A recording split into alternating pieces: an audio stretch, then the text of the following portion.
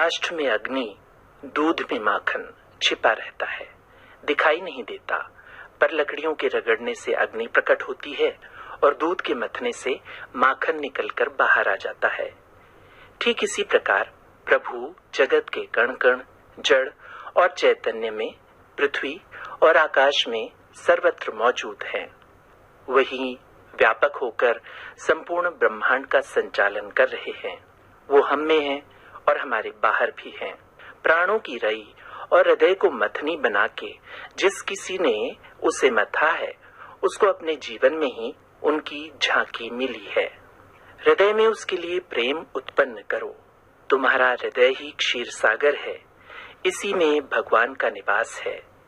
सब ओर से चित्त हटा के अपने कर्तव्य और ज्ञान का अभिमान त्याग के प्रेम भरे शब्दों में जो इस हृदय रूपी क्षीर सागर में इन्हें पुकारता है, उनके लिए तड़पता है, व्याकुल होता है, अपने प्राणों की बलि चढ़ाने पर उतारू हो जाता है, ऐसों के सम्मुख इसी जीवन में प्रत्यक्ष होके आ जाते हैं।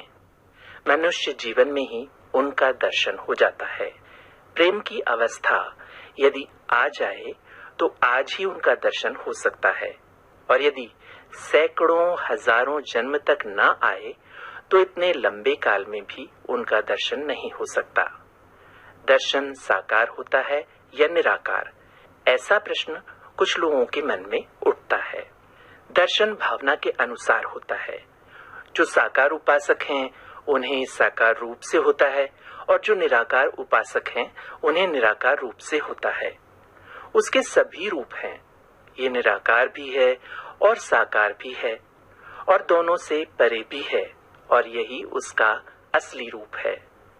प्रकृति रूपी दर्पण में जब उस निर्मल शुद्ध चैतन्य की परछाई पड़ती है, तब उसका प्रथम रूप प्रकट होता है। इसी को निराकार बोला जाता है, और आगे यही निराकार स्थूल तत्वों में व्यापक हो अपना साकार रूप बनाता है।